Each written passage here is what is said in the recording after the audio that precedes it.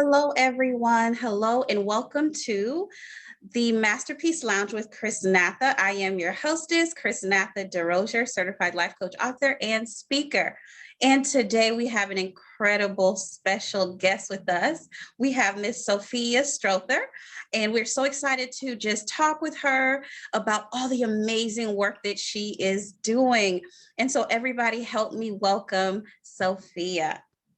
Thank you so much. You are absolutely welcome. We're so excited to have you.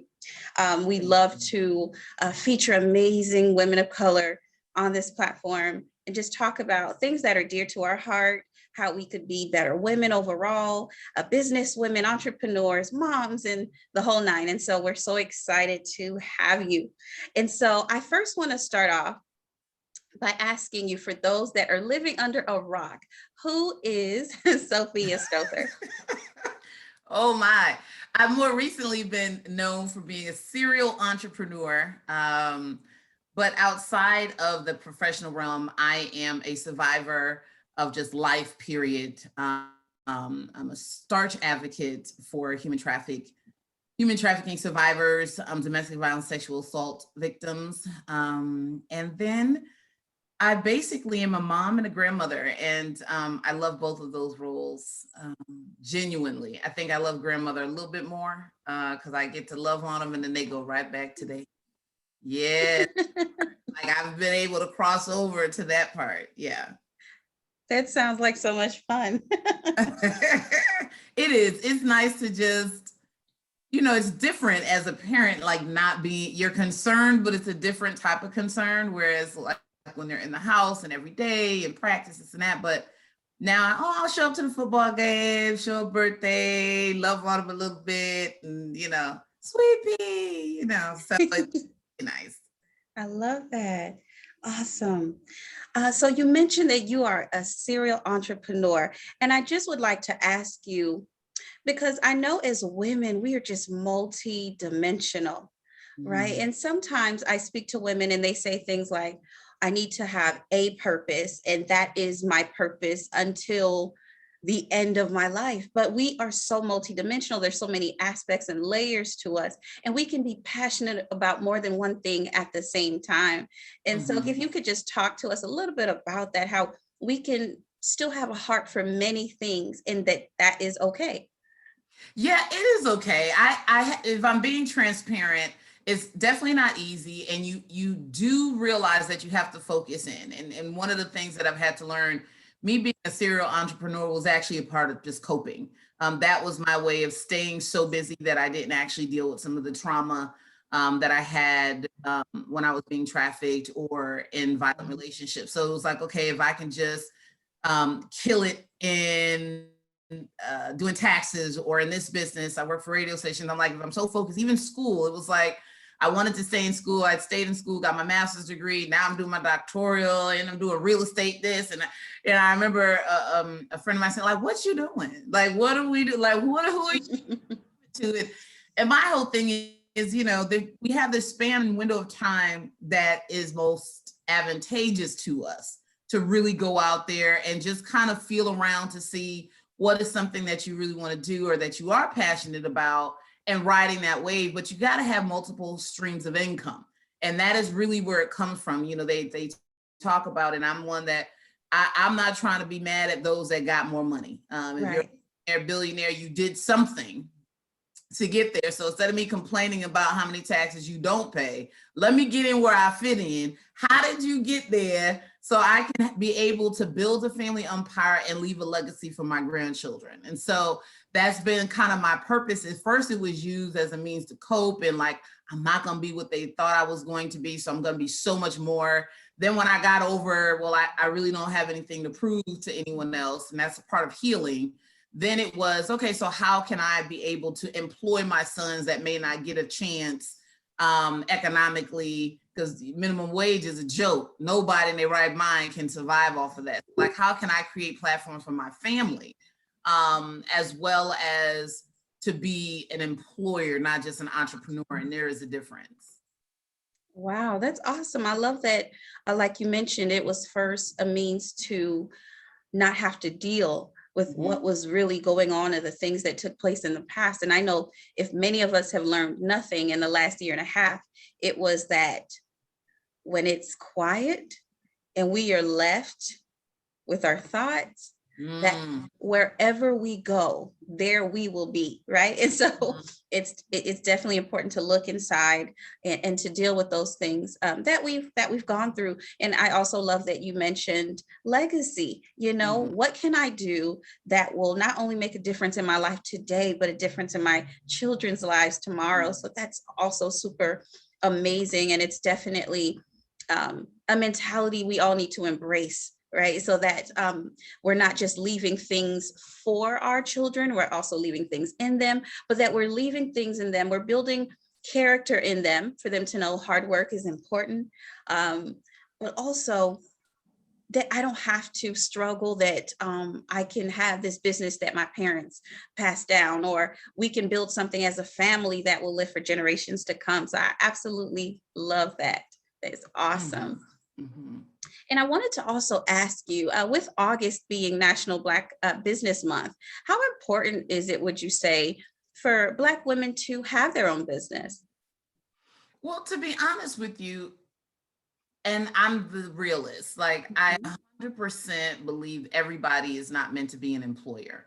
And there's a difference between being an entrepreneur of one and being an employer of many. Some people either don't have the people skills, they just may not be interested in the challenge, because it can be definitely a challenge working with multiple personalities. You can't please everybody, or depending on the industry, especially in the industry that I'm in right now, which can be very, very challenging. But you can be an entrepreneur to have like your little side gig too, you know, because people enjoy what they're doing for the corporate world, or just as an, you know, an employee or a team member of certain companies. They love that. And they love the stability of knowing that they have guaranteed income. It's coveted. This is what it is. Whereas an entrepreneur, you're it. Like, you got to make it happen. If not, then you're not going, you know, bills ain't getting paid. But even if you're working for someone, you can turn a hobby into something that can make money, which then makes you an entrepreneur. So like, even how we explain what entrepreneurism is, it's not where you got to have $20,000, $30,000, $40,000 and, you know, these long drawn out business plans that you're paying hundreds of thousands of dollars for, depending on what the business is. You can literally turn a passion or a hobby into something that can generate income just as a side piece. You know, that's what I used to do. I mean, I did it just so it could, you know, I like to travel. And so a lot of my doing taxes primarily paid for that. Or when I was in college doing taxes, it would actually end up paying for whatever balance I had. So where when I left college, between scholarships and my side gigs, I didn't have any loans. And so can definitely utilize it to your benefit, to where you don't have to be scared that if I'm an entrepreneur, it has to be a brick and mortar, because there's so many different things you can do to be an entrepreneur, and then make a decision and prepare yourself if you want to be an employer, which again, that's a different layer that you're going to, that requires patience and resiliency. Awesome. Thank you so much for just making that distinction, that you can make extra money and extra income, ladies, and you don't necessarily have to leave your 9 to 5 or your corporate job if it's something that you enjoy and love.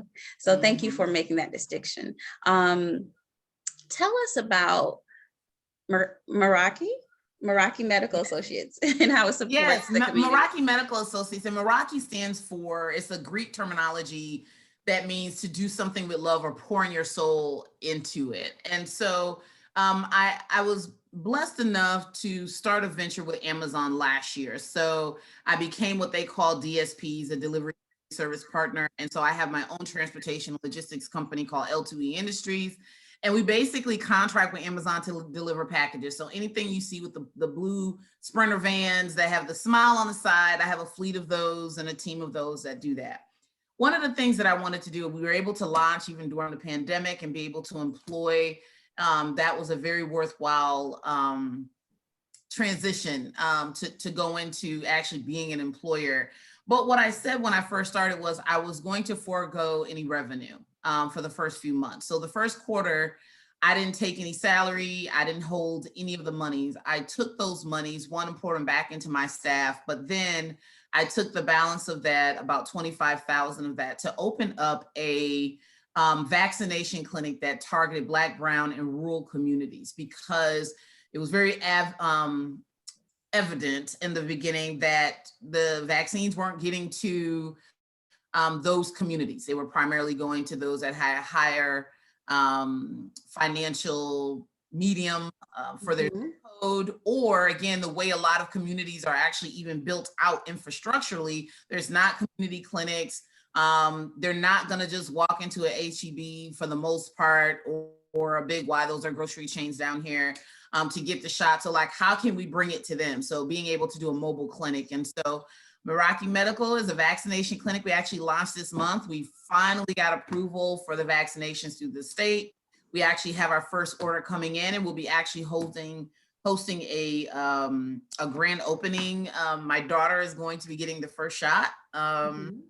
So I'm super excited about that.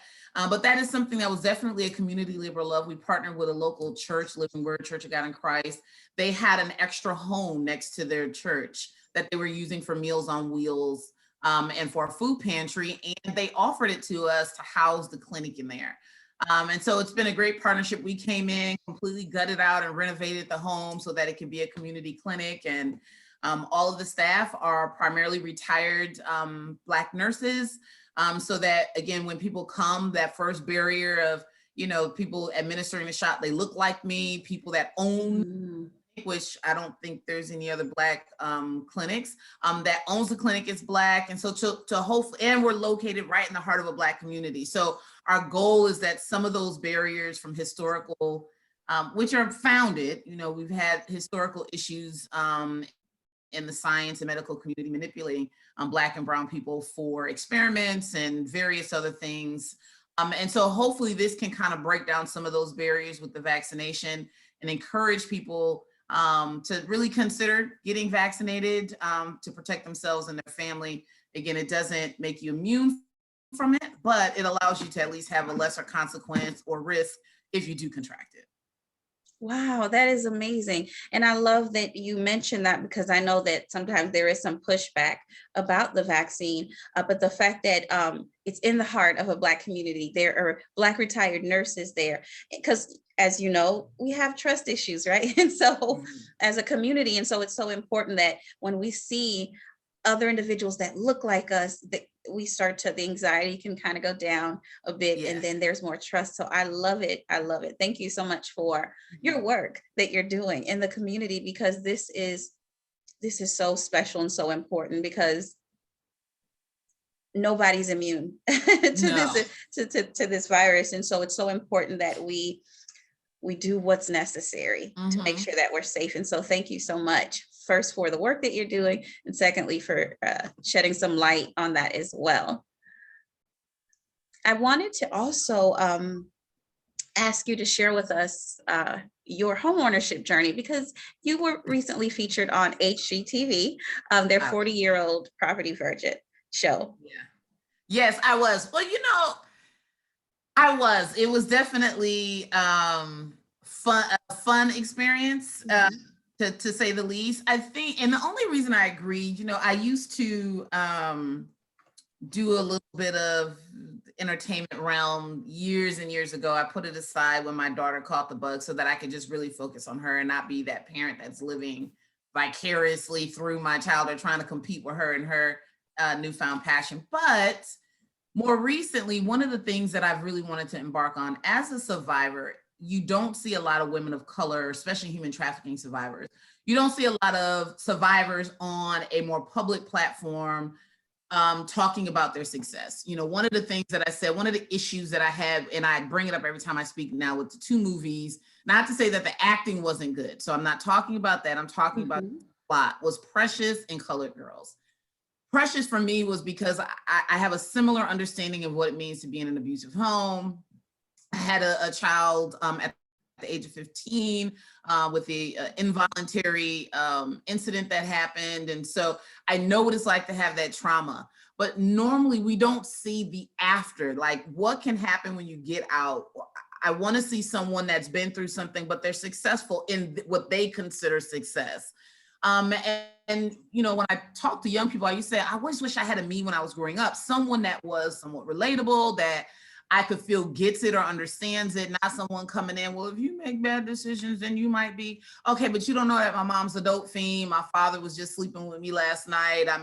Got crackheads in the house. We don't have electricity for 6 months. Like, you don't know what's going on at home. Right. And a lot of what I'm doing is kind of a symptom of what I'm actually infected with, which is abuse at home. And so having someone in the forefront that is a Black female, which especially in human trafficking, over 50% of the juvenile victims of human trafficking are Black, and then almost 40% of adult females that are either in the life of prostitution or being sex trafficked are Black. However, the narrative really comes from a Black voice.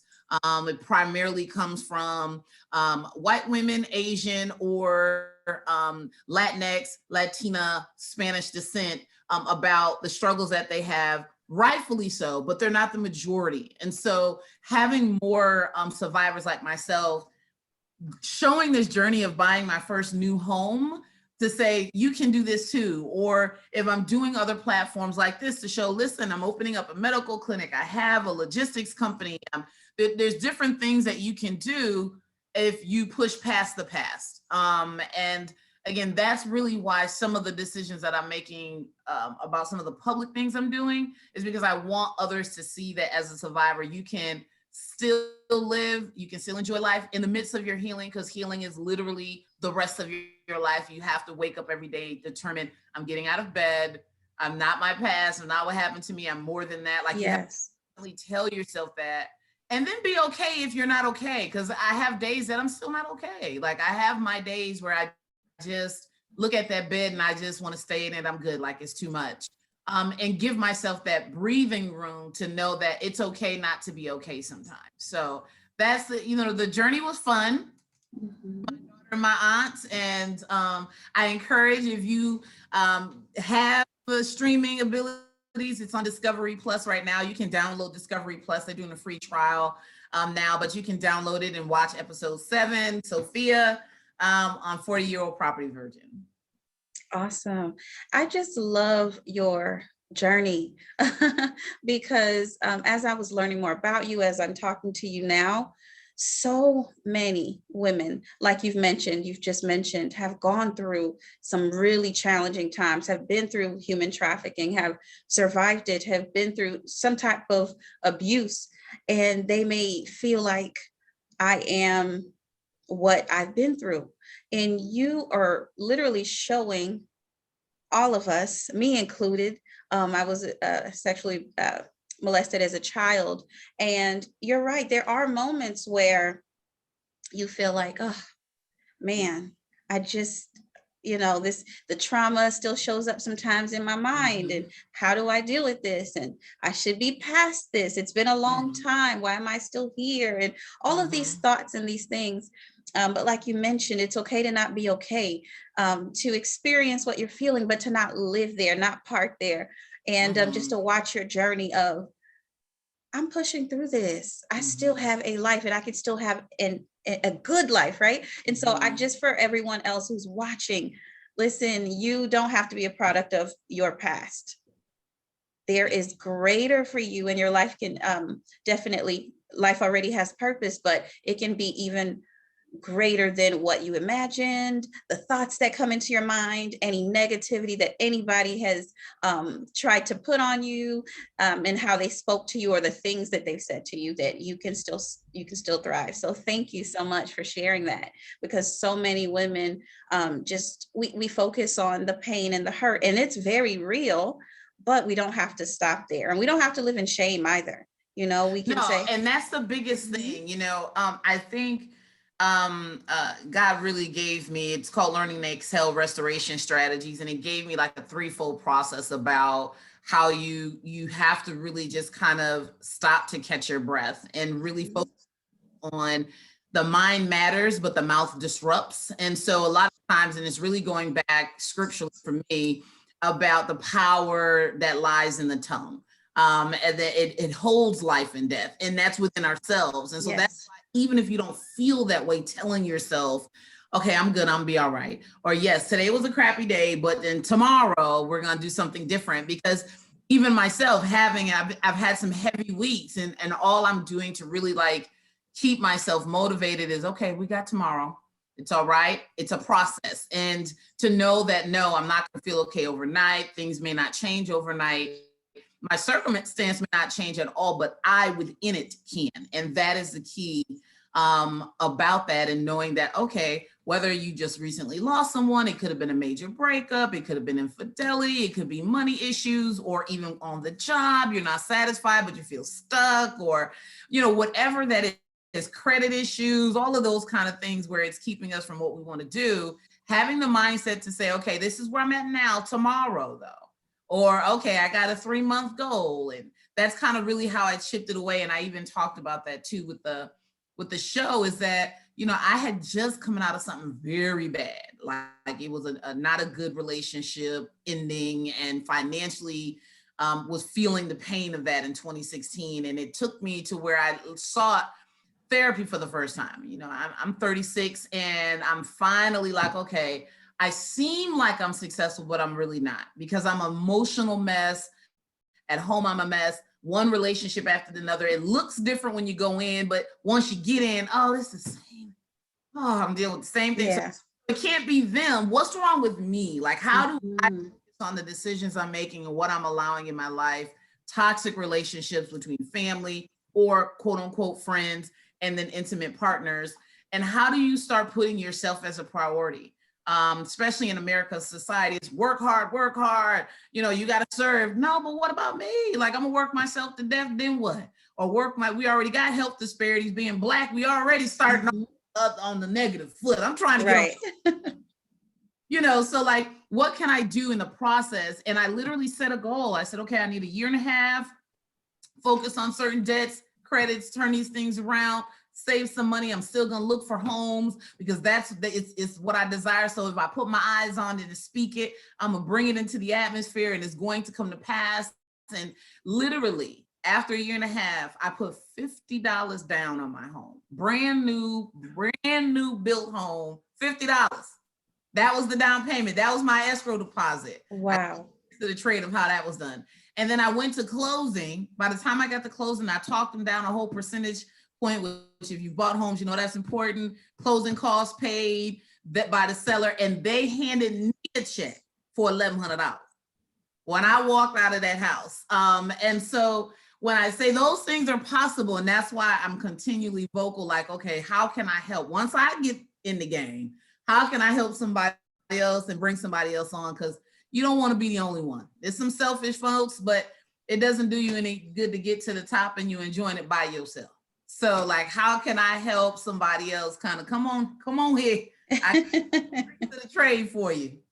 Oh, wow. Amen. Listen, that is such a beautiful testimony. And I'm happy that you are sharing your wins, because I believe that the testimony of Jesus is the spirit of prophecy. And if God can do it for Miss Sophia, how much Honey, more can he do it yes. for everyone else? And so thank you so much for sharing that. Oh, that's so awesome. And so the possibilities are endless. And it's funny because I just had a conversation with myself earlier today. I said, I was trying to do all these things. I looked at my to-do list and I started thinking, what was I thinking when I wrote this list? Because the amount of things that I really thought I was going to get done in a day, I said, what, you know what? There's tomorrow.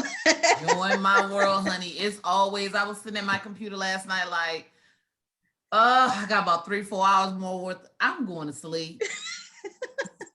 There's nothing else I can do. I'm behind on certain things, but like, there's only so much I can do. And That's right. have to get sleep because we are still a priority. That's self. Mhm.